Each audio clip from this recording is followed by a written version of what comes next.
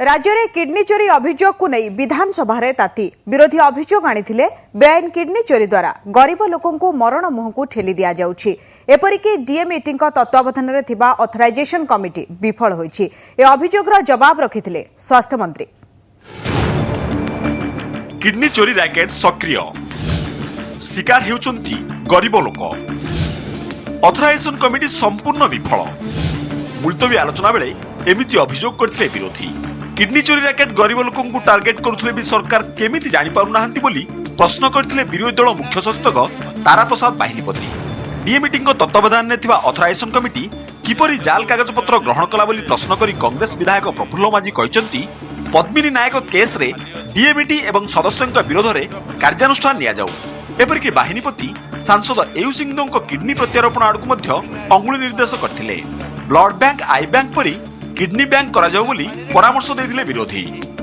AU Singh भी जेतबेले तांकर kidney परिवर्तन करचंती सेतबेले से तांकर बंधु बांधव लोक नै नांती सेठ वर्तमान जे सेठ जने काउंसिलर अच्छा बीजेडी दलर तांकटू नहीं जे मुख्यमंत्री राज्य जे मुख्यमंत्री तांका बंधु से हिसाब से किपरि भाव में किडनी परिवर्तन कौन कौन कागज देते गृह उपस्थापित करने कथा माननीय मंत्री करना। किडनी चोरी रे डॉक्टर माने यदि संपृक्त न हेबे किडनी चोरी भलिया गोटे अपराध संगठित हेबनी एवं एठी गोटे रैकेट काम करुछि एवं एबेठु सरकार ता ऊपर यदि ध्यान न देबा एवं दृढ़ पदक्षेप न नेब भविष्य में ओडिशा रे किडनी चोरी खणी दुर्नीति अन्यान्य दुर्नीति एटा बोली जीवो।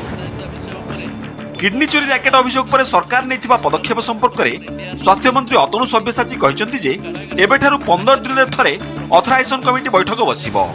ऑथराइजेशन कमिटी बैठक रो वीडियो रिकॉर्डिंग हेबो। प्राइवेट हॉस्पिटल गुडी करथिबा ऑथराइजेशन कमिटी गुडी करे 2 जण सरकारी अधिकारी रहिबे। प्राइवेट मेडिकल जोटी ट्रांसप्लांटेशन करिवे सेमान को मध्ये गोटे ऑथराइजेशन कमिटी हमर जेमति हिची से संपर्कित नियमावली मध्ये रहिछि। से कमिटी रे सरकार तरफ 2 जण प्रतिनिधि मध्ये रहिबे। एउ सिंह कथा कहले तारा बाहिनी पते जे से ट्रांसफर करथि नै मोटा मोटी भाव रे जोटी अभियोग आसीछि से संपर्क रे हमें आवश्यक पदक्षेप नै। सांसद एयू सिंह प्रतिक्रिया मिली पारि नाही। शेष में मुलतवी प्रस्तावटी काट खाई जाइथिला। भुवनेश्वर सत्यजित मिश्र, शांतिभूषण मिश्र और हरिहर चांद को रिपोर्ट ओटीवी।